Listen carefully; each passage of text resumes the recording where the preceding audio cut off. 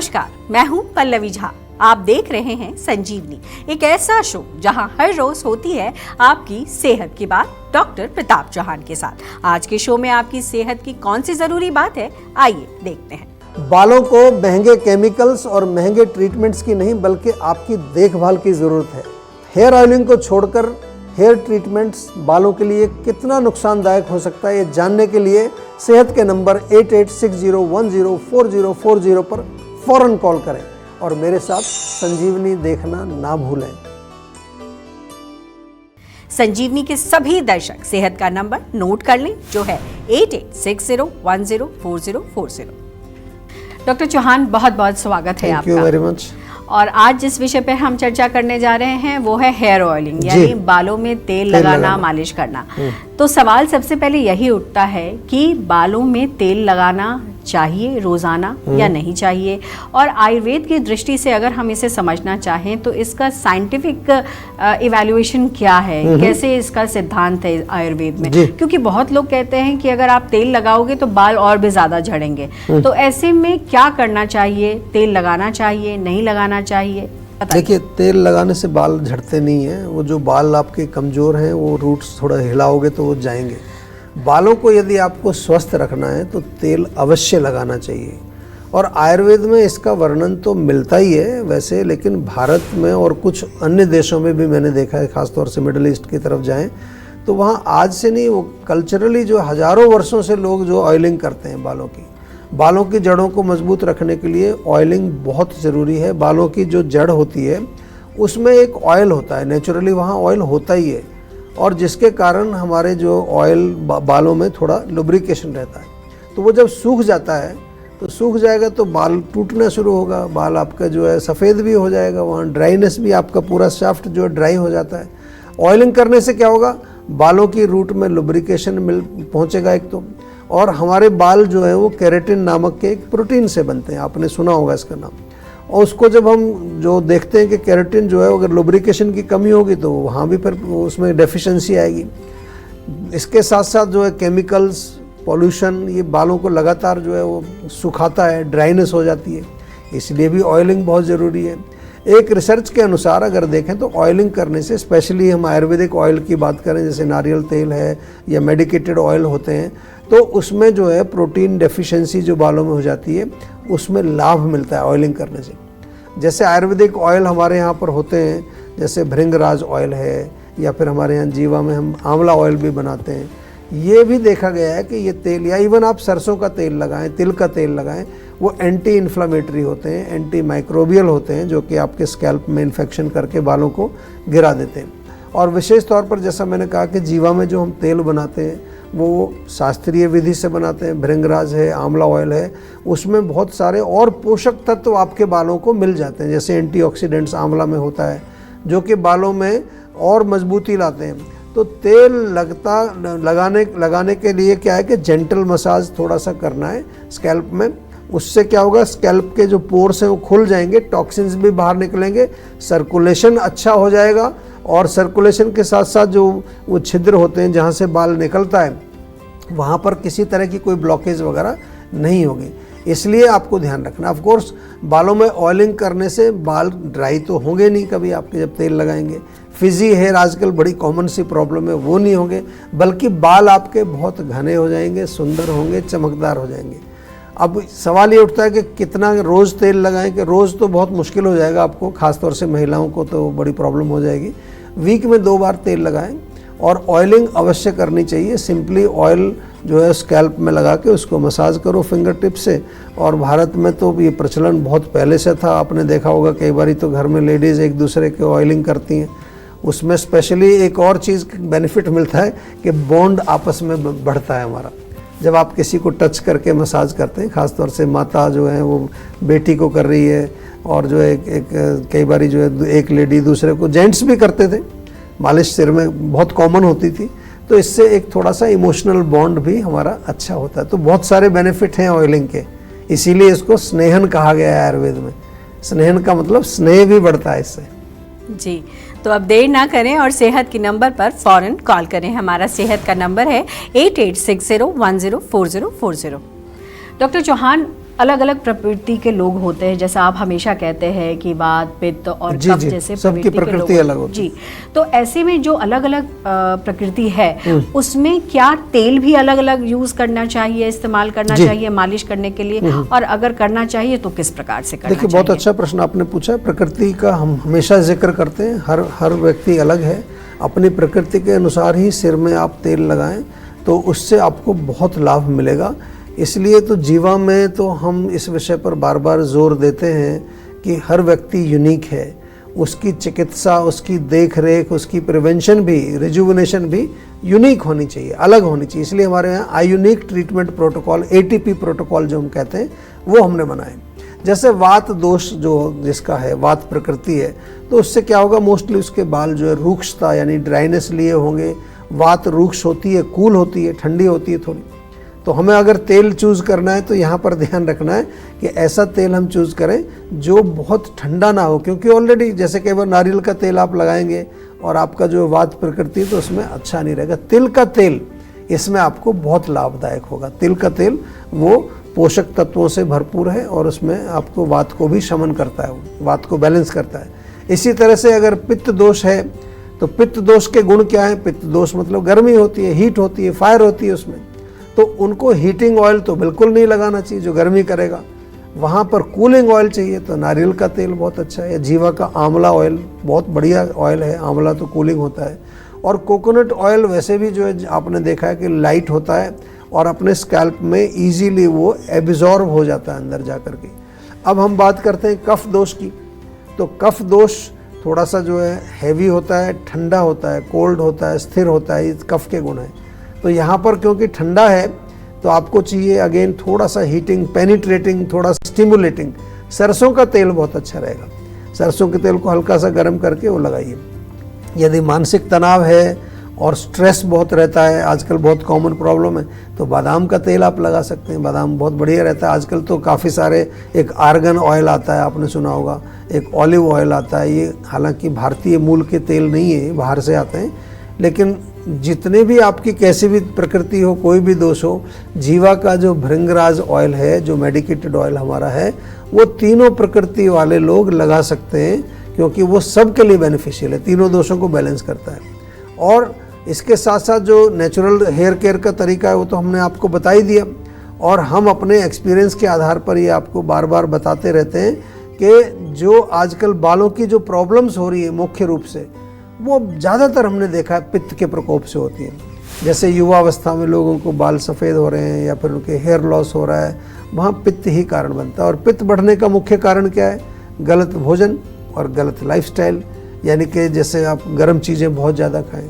एक और इसके अलावा कारण है चेंज ऑफ सीजन, उसका भी ध्यान रखना है। चेंज ऑफ सीजन में भी कुछ स्पेसिफिक प्रॉब्लम देखने को मिलती हैं, जैसे सर्दी में ड्राइनेस बढ़ जाती है, डेंड्रफ बढ़ जाता है। गर्मियों में बहुत हीट के कारण ईचिंग होती है, स्कैल्प में खुजली खारिश होती है। तो सीजन का भी हमें ध्यान रखना है, प्रकृति का भी ध्यान रखना है, और विकृति का, यानी कि आपको क्या रूट कॉज है आपके हेयर प्रॉब्लम्स का, उसका भी ध्यान रखना है। और इतनी सारी चीज़ें यदि आप नहीं संभाल पाते तो एक लाइन का सलूशन है, जीवा का सेहत का नंबर। जी हाँ, उसको कॉल कर लीजिए, डॉक्टर अच्छी तरह से समझेंगे, वो आपको बहुत सरल उपाय बताएंगे और ऐसे उपाय बताएंगे जिससे आपको बहुत जल्दी लाभ मिलेगा। चलिए अब जानते हैं आज का जीवा मंत्र। डॉक्टर चौहान, यहाँ ये भी समझना बहुत आवश्यक हो जाता है कि क्या तेल एक हफ्ते तक लगा के रख सकते हैं या हर दिन लगाना ज़रूरी है, और अगर तेल लगा लिया है तो क्या तुरंत धो लें या फिर दूसरे तीसरे दिन धोएं? इसके अलावा ये भी बताइए कि किस तरीके से मालिश होनी चाहिए। जी। क्योंकि ये सब बहुत महत्वपूर्ण जानकारी इसलिए हो जाती है क्योंकि कई बार कुछ टेक्निक्स आप नहीं जानते हैं तो आप वो गलती कर बैठते हैं। बिल्कुल सही कह रहे हैं। कुछ लोग तेल लेके बालों में ही लगा लेते हैं जी, तो उसका कोई आपको बेनिफिट नहीं मिलेगा। बालों में जो तेल लगाने की जो मेन जो तरीका है उसका सिंपल ये है, सबसे बहुत कॉम्प्लिकेटेड नहीं है। मैं सरल तरीके से, एक तो आपको तेल लेना है और तेल लेकर के आप उसको हल्का सा गर्म कर लीजिए पहले, ताकि अच्छी तरह से वो पेनिट्रेट हो जाए। उबालना नहीं है, हल्का गर्म कर लीजिए, या तो तेल की बोतल है तो गर्म पानी में थोड़ी देर रख दीजिए। गर्म करने से क्या होगा, अच्छी तरह से जब आप स्कैल्प में उसको मालिश करेंगे तो एब्जॉर्ब हो जाएगा। तो फिर क्या करना है, पूरे स्कैल्प में बालों की जड़ों में लगाना है, बाल के ऊपर नहीं, बालों की जड़ों में लगाइए, जिससे कि पूरा स्कैल्प अच्छी तरह से तेल उसमें लुब्रिकेशन हो जाए। फिर उंगलियों से, ये टिप्स ऑफ द फिंगर, इससे थोड़ा सर्कुलर मोशन उसमें ऐसे ऐसे घुमा घुमा के थोड़ा सा उसको मालिश करिए। हथेलियों का प्रयोग भी करते हैं थोड़ा मालिश करने के लिए। तो ये पूरे प्रोसेस में कम से कम आपको 10 मिनट तो करना चाहिए। जल्दबाजी नहीं करनी कि तेल लगाया बस अपने भागे उसके। अगर टाइम है तो और अधिक टाइम ले सकते हैं, 15-20 मिनट भी अच्छी तरह से मालिश करेंगे। चंपी करिए सिर में, तो बहुत माइंड आपका रिलैक्स हो जाएगा, नींद बहुत अच्छी आएगी, आपको स्ट्रेस कम हो जाएगा। ये सब तेल मालिश से फ़ायदे होते हैं। इसके बाद जब तेल आपने लगा लिया, उसके लगभग 2 घंटे तक तो उसको छोड़ देना चाहिए ज़रूर। जल्दी ना करें, उसको थोड़ा अच्छी तरह उसमें एब्जॉर्ब हो जाए। या फिर कुछ लोग रात को लगा करके शाम को ओवरनाइट छोड़ देते हैं, वो भी पॉसिबल है, कोई दिक्कत नहीं है। सिर पर कोई कॉटन का कपड़ा बांध लीजिए, टॉवल बांध लीजिए, ताकि जो है अगर आप बिस्तर पर या कहीं तकिया वगैरह लगाते हैं तो वो आपका तेल उसमें ना लगे। और उसके बाद बालों को नेक्स्ट डे या 2 घंटे बाद नेचुरल आयुर्वेदिक शैम्पू से आपको वॉश करना है। जीवा में आपको आंवला शैम्पू मिलता है, बहुत बढ़िया काम करता है। या फिर आलमंड शैम्पू, बादाम का शैम्पू है। अगर आपको डेंड्रफ है तो जीवा का नीम शैम्पू आप यूज़ कर सकते हैं। तो उससे अच्छी तरह से उसको वॉश करिए और उसके बाद फिर जीवा का हेयर कंडीशनर लगाइए। ये सब नेचुरल चीज़ें हैं, कोई इसमें नुकसान नहीं होगा। ये प्रोसेस आपको सप्ताह में 2 बार करना चाहिए। जैसे आपने पूछा कि क्या रोज़ लगाएं, क्या रोज़ लगाना तो बहुत मुश्किल हो जाएगा, आजकल लोग बिजी भी रहते हैं। लेकिन कम से कम 1 बार तो ज़रूर करें, लेकिन बहुत अच्छा रहेगा कि हफ्ते में 2 बार आप उसको करें।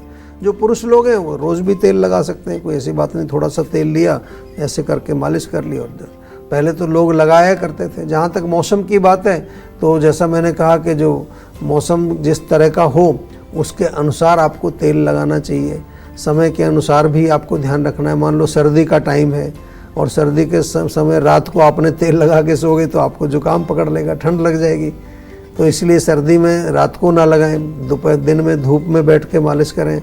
गर्मी के मौसम में शाम को आप तेल लगा करके सो सकते हैं। गर्मियों में आपको कूलिंग ऑयल लगाना है, जैसे कोकोनट ऑयल है, जीवा का आंवला ऑयल है। सर्दी का मौसम है तो थोड़ा हीटिंग ऑयल लगाना है। और सबसे महत्वपूर्ण बात जो मैं बार बार आपको ये समझाता हूँ कि बालों से संबंधित आपकी किसी तरह की कोई भी प्रॉब्लम हो, हेयर लॉस हो, ग्रेइंग ऑफ हेयर हो, एलोपेशिया हो, या फिर जो है फंगल इन्फेक्शन हो गया है, बालों में पैचेस बन गए, बिल्कुल कहीं मत जाइए। सेहत का नंबर आपने फ़ोन में अगर सेव नहीं किया तो अभी कर लीजिए और तुरंत जीवा में आइए। बिल्कुल, टेंशन लेने से सेहत नहीं बनेगी। सेहत बनानी है तो सेहत का नंबर मिलाएं, जो है 8860104040। और डॉक्टर चौहान की टीम के डॉक्टर से बात करके गुड हेल्थ पाएं। ऑफिस में बैठे बैठे बढ़ रहा है शरीर में फैट, तो क्या करें बताएंगे डॉक्टर चौहान। लेकिन एक छोटे से ब्रेक के बाद आप देखते रहिए संजीवनी। आप देख रहे हैं संजीवनी, सेहत की बात डॉक्टर प्रताप चौहान के साथ। हमारे सेहत के नंबर की लाइन 8860104040 खुली है। आप इस नंबर पर कॉल करें और अपनी सेहत की बात करें। चलिए अब वक्त है सेहत की संजीवनी का।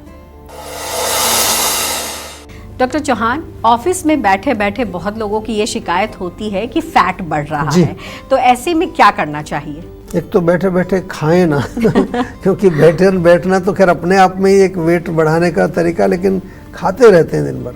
और दूसरा सिंपल सी बात है कि बैठे ना रहें, कुछ मूवमेंट करें। अगर जो है ऑफिस स्टेयर्स पर, मतलब स्टेयर्स हैं तो स्टेयर्स का प्रयोग करें, लिफ्ट का प्रयोग बिल्कुल बंद कर दीजिए। उसके बाद हर 1 घंटे के बाद 2-3 मिनट, ज़्यादा नहीं, 2-3 मिनट खड़े होकर अपने चेयर के आसपास ही टहल लीजिए थोड़ा सा। या कोई फ़ोन आता है तो फ़ोन उठा करके थोड़ा चलते फिरते बात करें, क्योंकि तो उस समय तो काम कर नहीं पाएंगे आप। या फिर जो है आप थोड़ा स्ट्रेचिंग एक्सरसाइज कर सकते हैं। और दूसरा, यूरिन के वेग को मत रोकिए। कई बार प्रेशर होता है, आप बैठे बैठे काम कर रहे हैं, वो भी बहुत नुकसान करता है। या फिर इसके साथ साथ वो तो बार बार ज़रूरी पड़ेगा ही आपको कि सुबह शाम आपको एक्सरसाइज तो लगभग 45 मिनट करनी चाहिए। रात का खाना लेट ना खाएं, रात को देर तक ना जगें। और ऑफिस में बैठे बैठे समोसा, पकोड़ा, जलेबी, ये आजकल मोमोज वगैरह ये मत खाते रहिए। समय पर भोजन खाइए। 2 मील्स के बीच में कम से कम 4-5 घंटे का गैप तो होना चाहिए। और जीवा की स्लिम टी आज ही मंगा लीजिए, बहुत बढ़िया चाय है जो कि फैट को बर्न करती है। स्लिम टी के नाम से ऑनलाइन भी मिलती है आपको। और इस बीच एक कॉलर हमारे साथ जुड़ गई हैं, शिवानी है दिल्ली से। शिवानी, बहुत बहुत स्वागत है, सवाल करिए। हेलो जी नमस्कार। नमस्कार डॉक्टर, मुझे ना मतलब मेरे को ना हमेशा पेट में प्रॉब्लम ही रहती है, मतलब कभी लीवर की प्रॉब्लम आ जाती है, कभी किसी चीज की। और अभी ना मतलब मुझे कोल्ड फीवर ऐसे हो रहा है, एक हफ्ते से, एक हफ्ता ही होने वाला है। मेडिसिन भी ले रही रेगुलर में, बट कोई आराम नहीं मिल रहा मुझे। देखिए कोल्ड फीवर तो खैर कई बार ये सीजनल भी होते हैं, लेकिन मैं मेन चीज़ जो आपको बताने जा रहा हूँ कि पेट को कभी भी निगलेक्ट मत करिए। हम तो इतनी बार आपको कहते हैं कि सारे रोगों की जड़ पेट से होती है। अगर आपको अपच है, कॉन्स्टिपेशन है, गैस होती है, एसिडिटी होती है, तो आमतौर पर लोग इसकी दवाई नहीं लेते हैं तो कोई गोली ले लेते हैं। कितने पेशेंट आते हैं हमारे पास, हम तो जी एक गैस की गोली रोज़ खा लेते हैं सुबह, बस हो गया काम। उसके बाद आप जो मर्जी खाओ, जो ऐसे नहीं चलेगा काम। जो जड़ है उसको ठीक करना है। अग्नि मंद है तो उसको तेज करना है, अग्नि विषम है तो उसको सम करना है, आपके कुछ धातु अग्नियों में प्रॉब्लम है तो उसको ठीक करना है। और वो कौन करेगा? जीवा करेगा। जीवा में जब आएंगे तभी तो करेंगे। घबराइए नहीं, थोड़ा सा जो है इसको सीरियसली लेकर के समझ लीजिए, नहीं तो यही होगा। जब आपकी इम्यूनिटी कमज़ोर होगी तो बार बार इन्फेक्शन पकड़ते रहेंगे, कभी कोल्ड होगा, कभी कफ होगा, कभी वायरल होगा, कभी कुछ होगा। और इम्यूनिटी स्ट्रॉन्ग रहेगी तो नहीं होगा। तो बिल्कुल निश्चिंत रहिए, जीवा से आप जुड़ गए हैं, एक बार हमारे डॉक्टर से अच्छी विस्तार से कंसल्टेशन कर लीजिए। जी बहुत बहुत शुक्रिया आपका। और आपने आज जिस तरीके से हमारे दर्शकों को समाधान बताया है, मुझे उम्मीद है कि हमारे दर्शकों को लाभ मिलेगा। जी, सेहत बनानी है तो सेहत का नंबर मिलाएं और अपनी कॉल रजिस्टर कराएं। जीवा सेहत का नंबर है 8860104040। अगर सेहत से जुड़े आपके सवाल हैं तो ईमेल करें। जीवा की ईमेल आईडी है info@jiva.com। आप फेसबुक के जरिए भी जीवा से जुड़ सकते हैं। जीवा की फेसबुक आईडी है www.facebook.com/जीवा आयुर्वेदा। और यूट्यूब पर जीवा शोज देखना बिल्कुल ना भूलें। और आज ही जीवा का यूट्यूब चैनल सब्सक्राइब करें, जो है www.youtube.com/जीवा आयुर्वेदा। सेहतमंद रहने के लिए आयुर्वेद से जुड़ना, अच्छा खाना, अच्छा सोचना और हर रोज संजीवनी देखना बेहद जरूरी है। कल फिर होगी सेहत की बात डॉक्टर प्रताप चौहान के साथ। तब तक के लिए नमस्कार।